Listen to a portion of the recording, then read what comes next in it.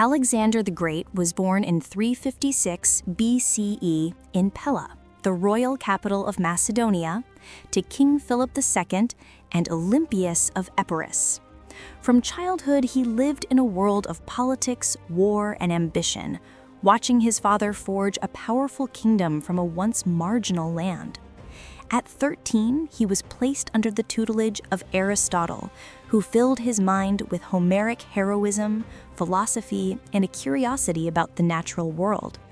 Alexander grew up admiring Achilles and carrying a copy of the Iliad, seeing himself as heir to mythic warriors. Even as a boy, he tamed the wild horse Bucephalus, impressing Philip, who is said to have exclaimed that Macedonia was too small for his son. From the beginning, Alexander's life was marked by destiny and restless, expanding vision. As a teenager, Alexander tasted war and command. At 16, he governed Macedonia in Philip's absence and crushed the Thracian mighty, founding a city in his own name. 2 years later, at the Battle of Chaeronea in 338 BCE, he led the left wing of his father's army against a coalition of Greek cities. Fighting in the front ranks, he helped break the elite sacred band of Thebes, proving both courage and tactical sense. Yet life at court was volatile. Philip's remarriage caused a bitter quarrel, and Alexander briefly fled with Olympias. Their reconciliation was uneasy, and the succession seemed uncertain. In 336 BCE, Philip was assassinated at Aigi.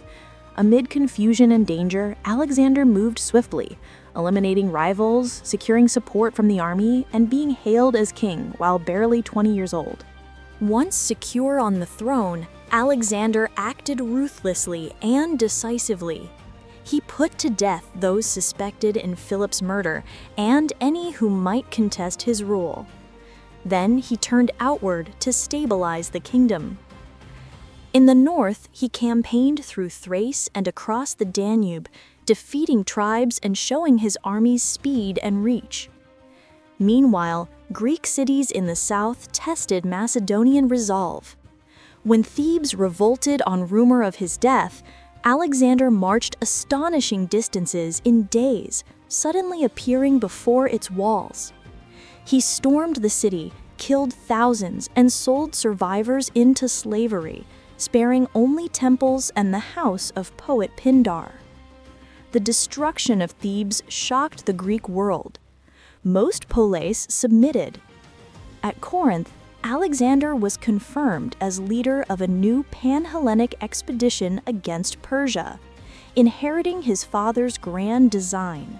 In 334 BCE, Alexander crossed into Asia with about 30,000 infantry and 5,000 cavalry, a small but disciplined force. He sacrificed at Troy and honored Achilles before marching inland to meet Persian satraps at the river Granicus. Charging across the swift water under missile fire, he led his companion cavalry into a furious melee that almost cost him his life.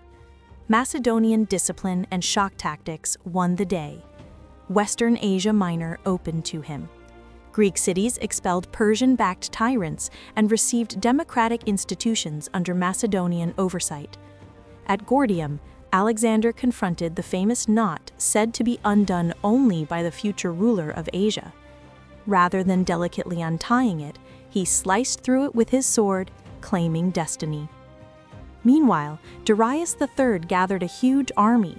Alexander wintered in the rugged interior, subduing Lycia and Pisidia, and sharpening his edge for the great clash to come. The decisive encounter came near Issus in 333 BCE. Poor intelligence left Alexander initially south of Darius, who had slipped behind him along the narrow coast.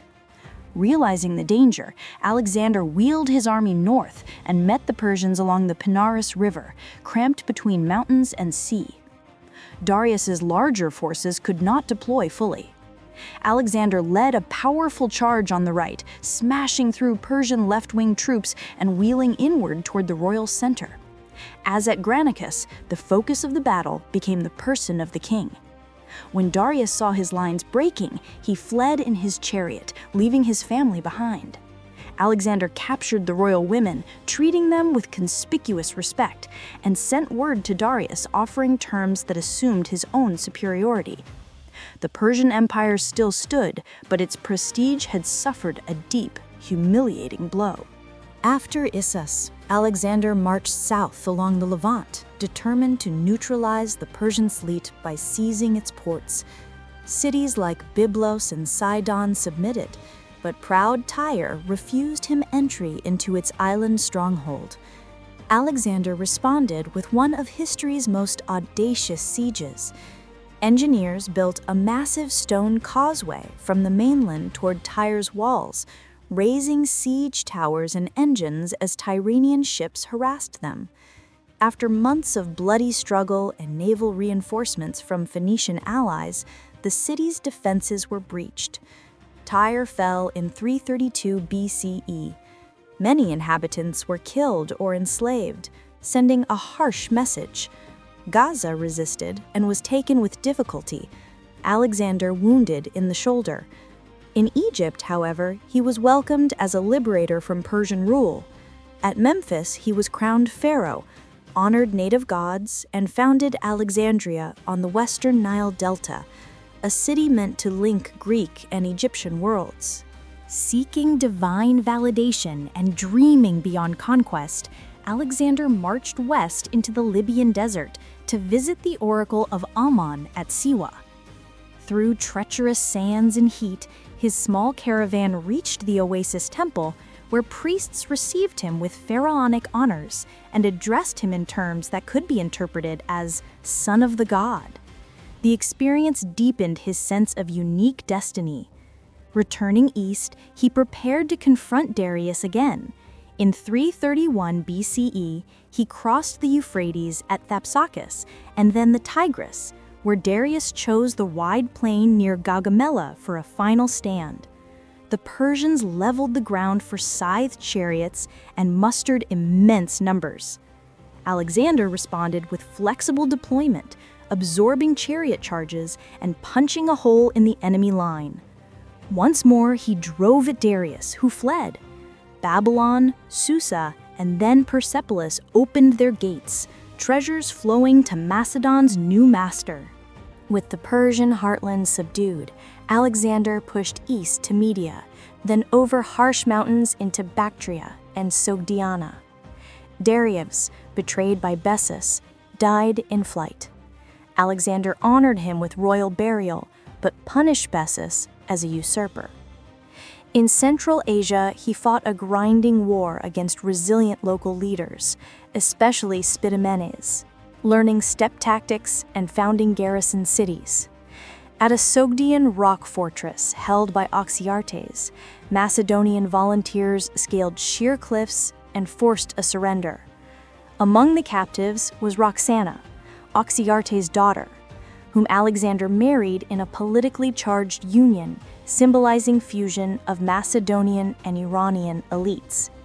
Yet at the same time, his relations with Macedonians frayed. Wearing more Persian dress and demanding greater reverence, he killed his old comrade Cletus in a drunken quarrel at Maracanda, then tried and failed to introduce Persian proskynesis at court, alarming his Greek companions.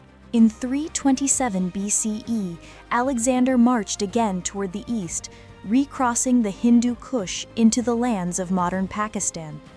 He stormed the rock of Ornos and crossed the Indus, entering Taxila and forming alliance with its ruler. Against Porus, king between the Hydaspes and Assassines, he fought his last great set-piece battle. Through feints and a night crossing in storm and rain, he surprised Porus's forces. The battle was savage. Macedonians confronted war elephants and chariots on sodden fields. Though victorious, Alexander admired Porus's bravery, and when asked how he wished to be treated, Porus replied, "Like a king." Alexander restored him and expanded his realm as a loyal client. But when the army reached the Hyphasis, worn down by years of campaigning and monsoon conditions, it refused to go farther into India.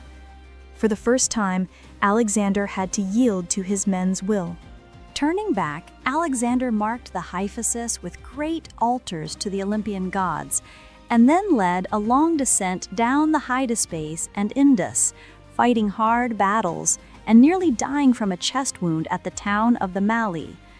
At the delta, he built a harbor at Patala and sent Nearchus with a fleet to explore the route to the Persian Gulf. Alexander himself marched west through the deadly deserts of Gedrosia, where thirst, heat, and sudden floods devastated his columns. Emerging in Carmania, he rejoined Nearchus and then moved to Susa and Babylon. There he punished corrupt satraps, staged the mass Susa marriages to fuse elites, and demanded divine honors from Greek cities. While planning campaigns and explorations toward Arabia, he fell ill after a banquet in Babylon and died in 323 BCE, leaving no clear heir. His empire quickly fragmented, yet Hellenistic culture, cities, and trade networks born of his conquests reshaped the ancient world for centuries.